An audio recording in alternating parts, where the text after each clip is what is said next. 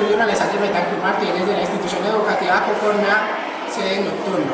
Me encuentro con la profesora Lady Efi Úrsuga y el estudiante David Antonio Toro.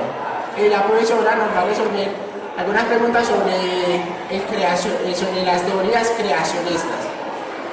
Profe, ¿por qué cree usted que el ser humano se interesó tanto en conocer su origen? Buenos días. Bueno, yo creo que el ser humano es una persona que generalmente está inconforme con muchas respuestas. Está inconforme tanto con su estructura física como con su parte espiritual y su parte mental. Esto lo ha conllevado a crearse una serie de interrogantes que generalmente son como, por ejemplo, ¿cómo y quién soy yo? ¿Quién creó la vida? ¿Qué propósito tengo yo en esta vida?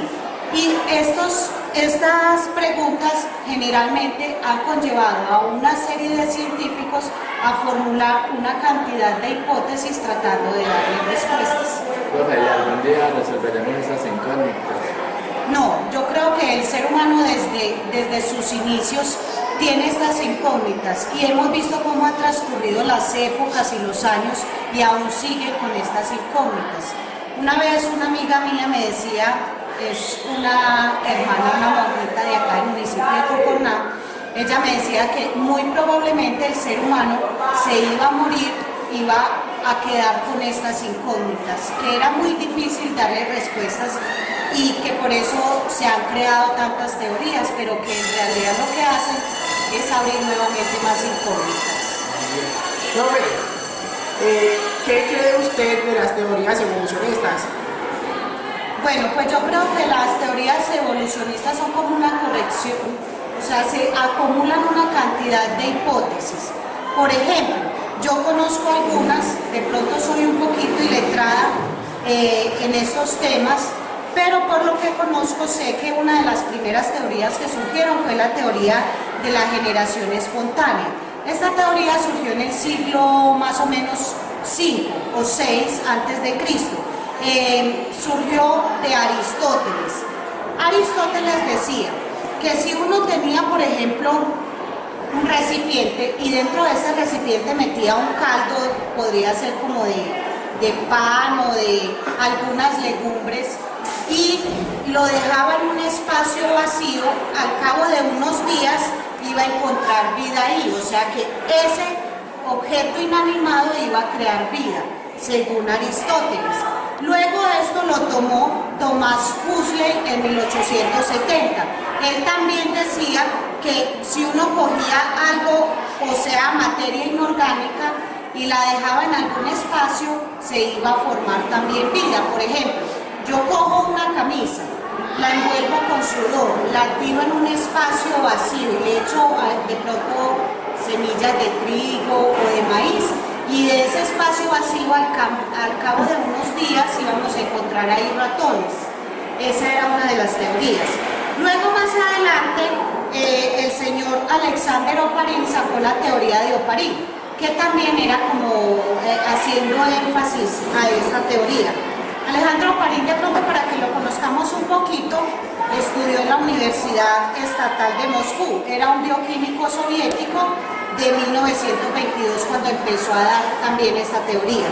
Él también decía que la interacción de elementos químicos daba compuestos complejos, o sea, lo mismo que decía él acá, pero resulta que más adelante un científico llamado Spanselli y Pasteur llegaron y dijeron, listo, bueno, vamos a crear un objeto que permita identificar si esta teoría creacionista es verdadera o falsa. Entonces ellos, en vez del recipiente que tenían, fabricaron un recipiente que era con un cuello de cisne. De pronto acá en este momentico en el laboratorio no lo tengo, pero tengo este más o menos para simularlo. Más o menos era así el recipiente. Y entonces ellos decían, bueno, si de una sopa o de, digamos así, de legumbres o de objetos en putrefacción se puede crear la vida, por decir de una carne que se empiece a podrir y a los días van y la revisan y evidentemente tiene que tener huevecillos o cositas así, entonces vamos a tapar los extremos de los recipientes Y al taparlo se dieron cuenta que si no interactuaba una mosca o otro ser vivo diferente pues del medio y no entraba dentro del recipiente, ahí no se producía vida. Esas fueron las primeras teorías. Entonces esa teoría fue refutada. Es imposible que de un objeto inanimado como una camisa, como decir una sopa, como decir un pedazo de pan o una carne putrefacta, en un recipiente completamente sellado se pueda crear algún tipo de vida. Sí. Profe, entonces, después de Aristóteles que dio la teoría de la generación espontánea, ¿por qué los otros dos científicos cogieron la misma teoría de él? Bueno, Alexander, yo considero que todo es una secuencia. Generalmente, cuando una persona deja algo escrito y alguien lo descubre, desea seguir con la investigación. Ese fue el caso de que Thomas Huxley, de que luego Alexander Oparin tomaran la teoría. No solo por eso, sino porque la teoría estaba muy bien expuesta. Ahí hay unas cosas que son de razonar, unas cosas que son de pensar. Por ejemplo, todo lo que nos rodea debe tener elementos químicos, por ejemplo, metano, hidrógeno, amoníaco. Todos esos elementos químicos son primordiales, son sustratos que permiten la formación de otros compuestos químicos. Entonces, al tratar de dar una explicación del origen de la vida, lo más seguro es que ellos decían, bueno, estos elementos interactúan con todo el medio. Entonces, si uno deja acá este compuesto y mete ahí algunos objetos, al interactuar con el medio se puede crear vida. Entonces, al ver como que era tan verídica esta teoría, todos decidieron seguir esta misma secuencia. Pero ya más adelante, por ejemplo, encontramos más teorías. Por ejemplo, encontramos unas teorías que crean, digámoslo así, unas polémicas mundiales y que de estas se crean nuevas teorías. Hay una teoría, por ejemplo, que se llama el diseño inteligente, la paspermia. La paspermia dice que nosotros no fuimos creados exactamente acá en la Tierra, sino que nosotros somos algún tipo de semilla extraterrestre, o sea que venimos del espacio exterior. Esto ha hecho que muchas personas de pronto en este momento crean en ese diseño inteligente, por decir en esa creación dirigida, que nosotros somos, por ejemplo, los hijos de un extraterrestre, digámoslo así. Ustedes saben que viajar desde el espacio hasta acá, hasta la Tierra, es una cosa complicada, pues hay que romper condiciones extremas como sería, por ejemplo, el calor, esas altas temperaturas, las radiaciones cósmicas, todo eso. Entonces, y fuera de eso, la gravedad es igual a 9,8 metros sobre segundos al cuadrado, o sea que usted, al tener que romper la gravedad, usted caería acá y se rompería en pedacitos. Es como imposible, pues, como decir, listo, un ser, digámoslo así, extraterrestre vino y sembró acá en este planeta la vida. Pero sí hay de pronto la posibilidad de que no fueran los seres humanos en sí los que vinieron y colocaron acá, pero sí muchos microorganismos que fueron evolucionando. Conocemos, por ejemplo, que hay unas bacterias que se llaman Extremophilus. Son unas bacterias que sobreviven a unas condiciones extremas, tanto de temperatura, o sea, pueden meterla hasta dentro de un volcán y sobreviven, o la pueden meter en una helada por debajo de cero y ellas sobreviven.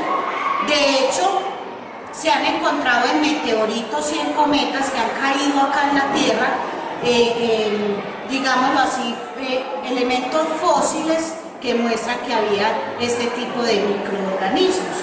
Esto sí sería más fácil que rompiera contra estas condiciones extremas, llegara a nuestro planeta y se reproducieran y evolucionaran, y quizá no fueran una sola célula, sino que fueran multicelular y dieran origen a otros seres vivos.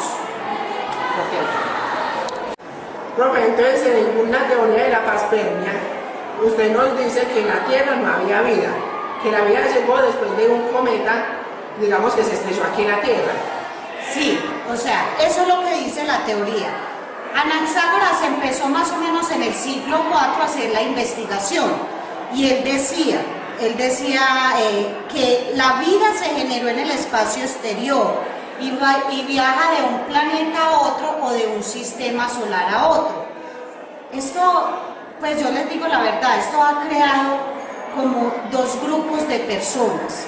Unos que refutan esta teoría y otros que afirman que es muy probable y de hecho se meten en el estudio de esto a afirmar que hay otros entes exteriores, entes extraterrestres que son supremamente inteligentes y que ellos llegan en algún momento acá a la Tierra, se camuflan y vienen con sus propósitos porque nosotros somos como un tipo de experimentación de ellos. Uno mira muchas cosas cuando está estudiando este tema, sobre todo como en la panspermia dirigida. Encontramos que, por ejemplo, acá en la Tierra cayó un meteorito marciano que se llamaba ALH 840001 y que lo estudiaron, o sea, de lleno se metieron tanto en el estudio de él que se dieron cuenta que evidentemente al provenir de Marte se evidenciaba que quizás en Marte había vida y que esa vida fue transmitida a otros planetas como semillitas. Ahora bien, yo les digo una cosa que me parece a mí como muy curiosa, muchachos. Si esto es verdad, o sea, ¿qué nos garantiza a nosotros que en un universo tan amplio? Permítame, yo le muestro una cosita. Venga, por favor, por acá. Supongamos que todas estas baldosas son el universo, todas estas, y que cada uno de estos circulitos, digámoslo así, que no se parece un círculo, es un sistema solar, y que dentro de él están sus planetas, está todo lo que lo compone. Miren toda la cantidad de manchitas o circulitos que hay en este piso. Ahora, nosotros entre todas estas manchitas seríamos esta pequeña manchita, esta, muy pequeñita. Entonces, la pregunta que se hacen los de la panspermia dirigida, ¿sí será posible que solamente exista vida en esta manchita y entonces en el resto no exista absolutamente nada? A uno se le queda la incógnita, ¿es verdad o no, muchachos? Según sobre la explicación que usted nos acaba de dar sobre la teoría de la panspermia, nosotros no somos los únicos habitantes en el universo. Pues según la teoría de la panspermia, no seríamos los únicos, porque así mismo como llegan los meteoritos acá o las cometas que traen un alto contenido de hidrocarburos, ácidos grasos, aminoácidos, todo eso, de igual manera puede chocar contra otros sistemas, otros planetas de otros sistemas solares y empezar a generar condiciones de vida en otro planeta.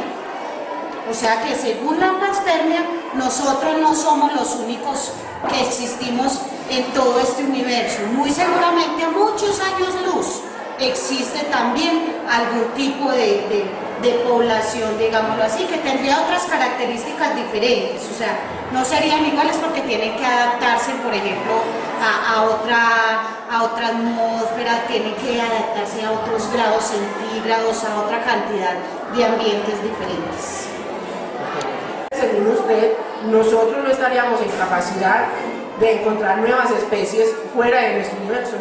Claro que sí, estamos en toda la capacidad del mundo. De hecho, por decir estas condiciones extremas como temperatura, radiaciones cósmicas, aceleración, ley de gravedad, todo esto ya han logrado sobrepasarlo. De hecho, por ejemplo, tenemos entidades que son mundialmente reconocidas como la NASA. Sí, ¿de qué se encarga la NASA? De ir y buscar a ver si hay probabilidades de encontrar vida en otros planetas o si otro planeta es apto para la supervivencia del ser humano. Pues lastimosamente no se ha podido salir como, digámoslo, más allá del cinturón de nuestra Vía Láctea. pero lo ideal sería salir y conocer todo el universo, pero ahorita pues de pronto existen limitaciones, pero ya se dio un avance muy grande investigativo que es avanzar hacia otros planetas cercanos. Con las teorías mencionadas, ¿con cuál se identificaría usted más? Bueno, pues acá está como el gran interrogante. Si yo pudiera quedarme hablando de cada una de las teorías, yo sé que acá nos quedamos hasta mañana. Yo tengo una gran relación, y de pronto me van a perdonar las personas que tienen, de pronto están muy centrados en algún concepto. Yo sé que esto es un tema que causa una explosión social cuando se habla de dónde surge el ser humano. Pues a ver, si yo miro las teorías, yo podría decir que hay una gran relación entre la teoría creacionista, la teoría del Big Bang y la teoría evolucionista. Entonces, no es que yo me apropie de una sola, es que yo las tomaría todas y sacaría de ellas lo más importante. Claro que si ustedes quieren conocer un poquito de estas otras teorías, yo con mucho gusto les explico de lo poquito que entiendo de ellas. Yo creo que esto del diseño inteligente de la panspermia es una teoría. Igual las personas mirarán si de pronto se personalizan de esta teoría, o la persona mirará si la deja pasar simplemente como teoría. Uno lo que hace es mostrarle a la persona receptora este tipo de teorías, pero pues yo no me siento como identificada con ella. Sin embargo, yo los invito a que de pronto, si tienen acceso a internet, entren a una página que se llama www.elorigendelhombre.com/panspermia 20% dirigida. Ahí de pronto pueden darle respuesta a muchas dudas que puedan tener acerca de la panspermia dirigida. Entonces, según la panspermia dirigida, podríamos decir que hay seres más inteligentes que nosotros. Sí, según la panspermia sí, pueden existir seres más inteligentes que viajan a través de universos paralelos o que encuentran, digámoslo así, puertas que conectan cada uno de las partes del universo, entonces se desplazarían con mucha facilidad. Recordemos entonces que la panspermia se divide en dos ramas, la que es dirigida y la panspermia inteligente, que sería a través de los meteoritos y cometas que traen microorganismos que evolucionan acá en la Tierra. ¿Otras teorías? Claro que sí, existe una gran variedad de teorías, como les decía, con el ser humano con la intención de darle respuesta a los interrogantes que mencionábamos inicialmente. Yo, por ejemplo, he sentido mucha curiosidad por la teoría de los primates, la teoría evolucionista de los primates. Esta teoría fue impulsada por Linneo en 1758. Se llaman primates porque en latín significan primeros.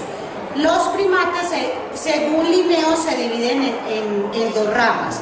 Una que son los simios, chimpancés, gorilas, orangutanes, y la otra que son los homínidos o protohumanos. Entonces, usted sabe que el estudio de los restos humanos es algo súper difícil de reconstruir. El pasado de los hombres es supremamente complicado. A mí, por ejemplo, esto me parece muy curioso, porque la gente suele interpretarlo en diferentes versiones. Algunos dicen, bueno, si nosotros somos procedentes de los simios, de los orangutanes, chimpancé y todo esto, y fueron evolucionando con el tiempo para formar el ser humano, entonces ¿por qué en la actualidad estos mismos animales, viendo las necesidades que tienen de pronto algunos en cautiverio, otros por la falta de alimentación, otros por calentamiento global, no han seguido evolucionando hasta convertirse en seres humanos? Ahora, conocemos que en esta rama de los monos, digámoslo así, que fueron evolucionando para convertirse en hombres, pasaron por diferentes estados. Conocemos, por ejemplo, el Homo erectus, el Australopithecus, el Homo erectus y una cantidad que van mostrando cómo el ser humano iba pasando desde un estado de estar completamente lleno de vellos y erguido, digámoslo así, o muy agachado, a pasar a lo que somos ahorita nosotros los seres humanos. De pronto sí existe como una conexión. De hecho, si vamos a ver la estructura física y cromosómica de los monos, nos podemos dar cuenta que comparten muchas cosas. Por ejemplo, los manos y los pies tienen 5 dedos. Los pies son plantígrados. Tienen clavículas presentes, visión a color, articulaciones de hombro, visión binicular, entonces muchas cosas que lo conectan directamente con el ser humano. Pero de ahí a uno decir que va a evolucionar y se va a convertir en un ser humano, yo creo que es una cosa como, para yo confirmarla y estar de acuerdo con la teoría, requiero como estudiarla más a fondo. Uno sí podría decir que en ese tiempo, usted sabe que anteriormente cuando uno habla de evolución y cuando hablamos, nos tenemos que devolver muchas épocas atrás. Uno sí podría decir que en esa época atrás no había tanta civilización, no había tanta tecnología y todo eso. Si yo naciera, por ejemplo, en el Amazonas, y tuviera una familia que toda la vida ha crecido en el Amazonas, yo tendría una forma particular de ser. De hecho, no puedo decir que caminaría o me treparía a un árbol igual que a una persona que vive en la ciudad. Tendría como más agilidad para hacerlo y tendría otros métodos de supervivencia. Yo puedo decir que como no existía tanta tecnología, esta población de seres humanos que se llaman primates porque eran los primeros que estaban, tuvieron que, primero caminaban, digámoslo así, gateando, luego vieron que se podían parar en 2 pies y que podían desplazarse más fácilmente, que mantenían en las copas de los árboles y todo eso, y ya luego pudieron descender. Luego vino varias edades, vino por ejemplo la edad de hierro, la edad de cobre, todo eso que les permitió a ellos fabricar implementos y todo esto, pero eran seres humanos, sino que no tenían la posibilidad o la probabilidad de vivir en esta nueva era donde existen todas las facilidades para construir, digámoslo así, ingenierías y todas estas cosas. Entonces eran personas que tenían unas características muy primitivas, todo lo podemos decir que lo destapaban con sus mandíbulas. Por eso es que de pronto en los restos fósiles que se han encontrado se determina que tienen la mandíbula muy parecida a la de los orangutanes, porque como todo tenía que hacerlo prácticamente con la boca, entonces esto se les desarrolló más. Pero no quiere decir que sea, desde mi punto de vista, que sea el orangután, sino más fácil un ser humano que vivía en unas condiciones pésimas y que así mismo de esta manera tuvo que adaptarse, por eso sus dientes eran filudos, por eso sus mandíbulas y la parte, digámoslo así, craneal era un poquito más reducida, que su cerebro era más pequeño porque no existía tantas cosas como el que desarrollaron. Esa es mi posición frente a este punto de vista de los primates. Sería muy importante entonces para mí, o sería muy bueno ya redactarles y que conocieran un poquito más el punto de vista de las otras teorías.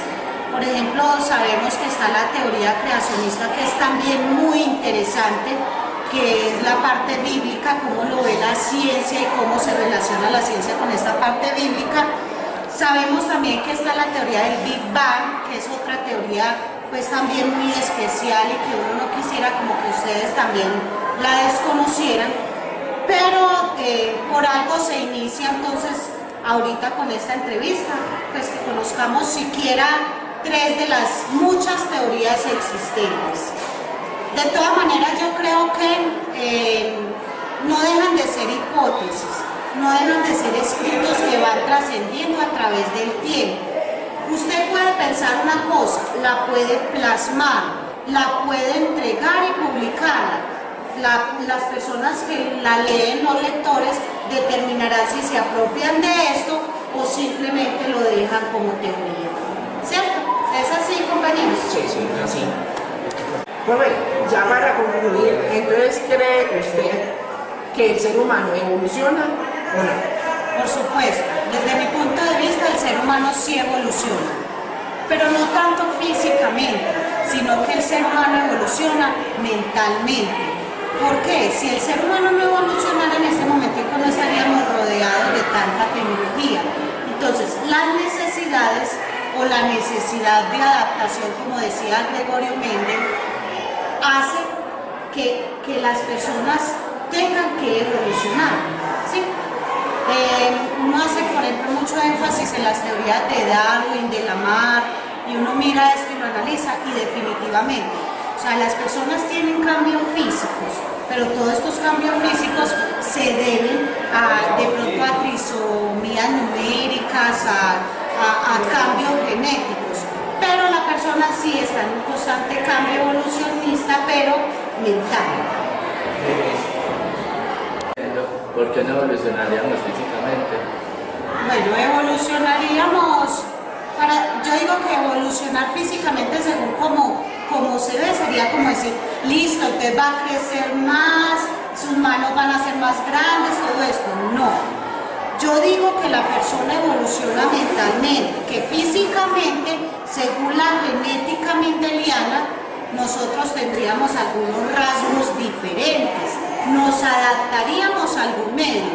Por ejemplo, si este calentamiento global sigue avanzando de esta manera como va, obvio que nosotros tendríamos que adaptarnos, entonces nuestra piel quizás se volvería más fuerte, quizás cambiaría de pigmentos naturales, pero no vamos a decir que listo, entonces como este cambio climático, entonces se va a sacar piel de tortuga, sí, o va a tener un caparazón fuerte.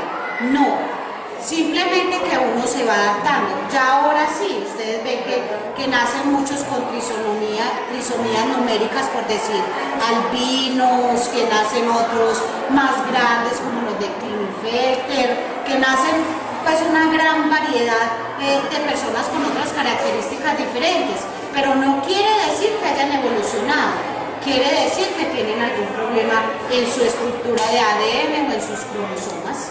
Acaba de decir, las personas mutan físicamente por el medio ambiente. Pues a ver, existen muchas variables para que una persona pueda nacer con algún tipo de alteración o mutación genética. Por ejemplo, están los reservorios genéticos, que son los que determinan la parte fenotípica y genotípica de un ser humano, o la panmisia. Eso es lo que generalmente da a interpretar cómo va a ser la persona. El medio ambiente se influye mucho en que la persona cambie su estructura física por mutación.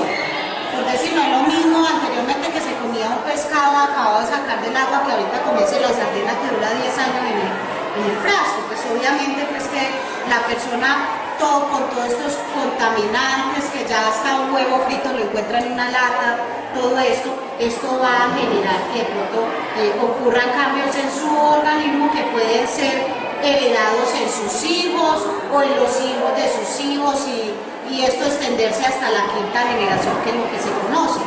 Pero entonces identifiquemos muy bien que es muy diferente a que una persona tenga una mutación genética por alteración cromosómica a que la persona de pronto evolucione y que vaya a pasar a ser de pronto un ser diferente, o que la tortuga va a pasar a caminar parada y después se va a convertir en tal cosa. No, todos los cambios físicos que ocurren dentro del cuerpo son primero por adaptación al medio, o sea que si están regando mucho veneno allí, usted vive cerca, usted adapta su cuerpo para que esté en ese lugar, sí, primero pues por eso. Y que otro de los cambios ya sería por mutación genética, y los invito a conocer las teorías de Gregor Mendel, las 3 teorías de Gregor Mendel, que yo creo que si todos nos fijáramos en estas teorías, que son como la base, digámoslo así, del ser humano, de todo lo que conexiones artificiales, de muchas cosas pues que tienen que ver con el ser humano, yo creo que él fue una pues como de los investigadores que nos permitió avanzar tanto en la ciencia. Entonces son dos cosas diferentes que quiero que tengan pues como muy en cuenta y muy claro. Un agradecimiento muy especial a la profesora Lady Efi y a David Antonio por ayudarnos a hacer este trabajo. Esperamos que les quede clara estas teorías de las muchas teorías creacionistas que hay.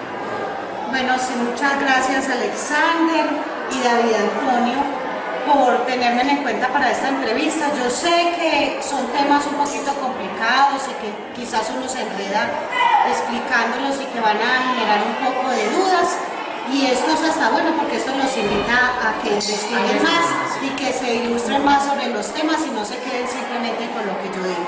Muchas gracias y bienvenidos por acá, cada que quieran venir. Muchas gracias, profe. Ojalá le hubiera quedado muy claro todo lo de la